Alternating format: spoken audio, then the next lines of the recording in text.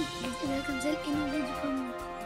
I dag der skal vi til slime, og i dag der er det den blå versus den røde. Så jeg tænker bare, lad os komme i gang. Okay, vi starter med at smage den blå. Det er Blue Raspberry. Jeg giver den her.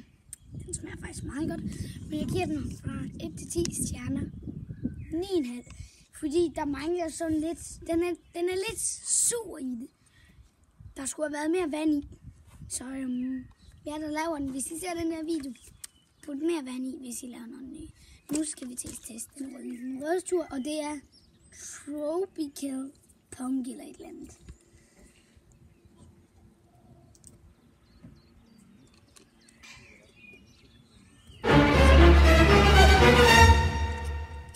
Eftersmagen, den er god. Altså eftersmagen, det er nok det bedste. Men når man hælder den ind i munden, så er den ikke særlig god. Så den her, den vil jeg nok give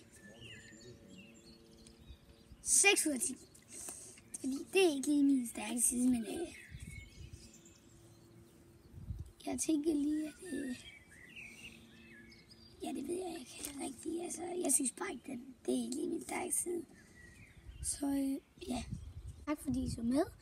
Og der kommer måske en anden Prime-video, hvor jeg smager på lemon og ice pop, tror jeg de hedder.